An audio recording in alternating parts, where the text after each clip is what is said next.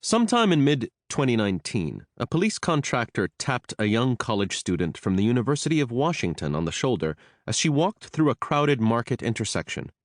The student, Vera Zhou, didn't notice the tapping at first because she was listening to music through her earbuds as she weaved through the crowd. When she turned around and saw the black uniform of a police assistant, the blood drained from her face even as the music kept playing.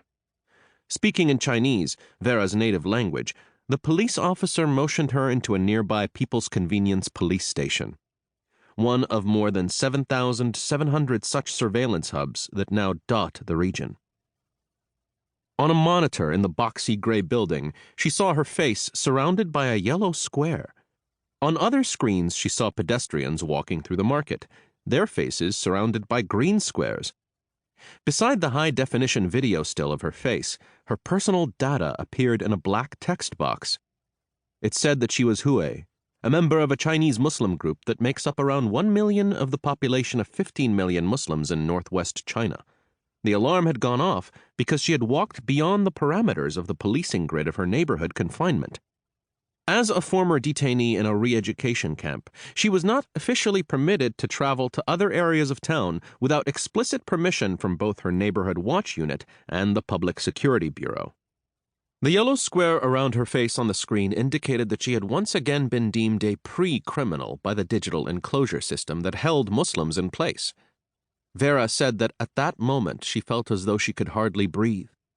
She remembered her father had told her, "If they check your ID, you will be detained again. You are not like a normal person anymore.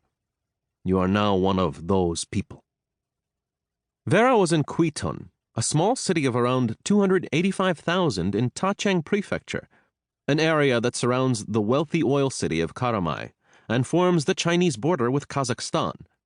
She had been trapped there since 2017 when, in the middle of her junior year as a geography student at the University of Washington, where I was an instructor, she had taken a spur-of-the-moment trip back home to see her boyfriend.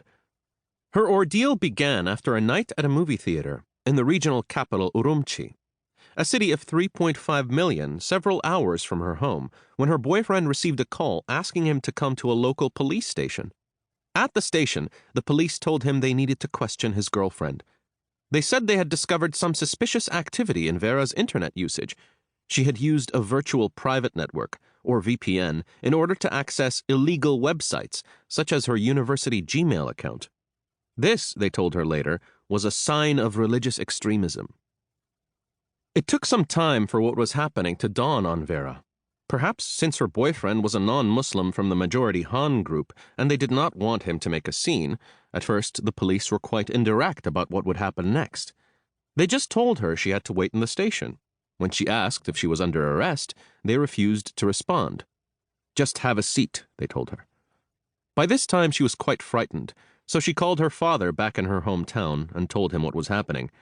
Eventually, a police van pulled up to the station.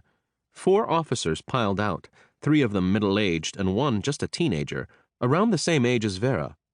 On the sleeve of his uniform, it said Assistant Police, the term given for more than 90,000 private security contractors hired by the police as outsourced labor during the re-education campaign.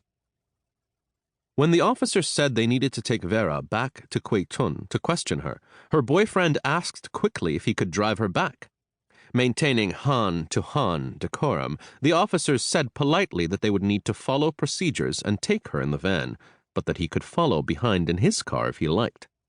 She was placed in the back of the van, and once her boyfriend was out of sight, the police shackled her hands behind her back tightly and shoved her roughly into the back seat. The young police contractor, the one who was about the same age as her, was assigned to watch her in the back seat. He sat with one knee splayed to the side at the other end of the bench seat, staring at her blankly, unsmiling, like she was a potential terrorist. She had been put in her place, identified as a Muslim extremist undeserving of civil and human rights. The region of Xinjiang is located in the northwesternmost corner of China, far into Central Asia and north of another Chinese autonomous region, Tibet.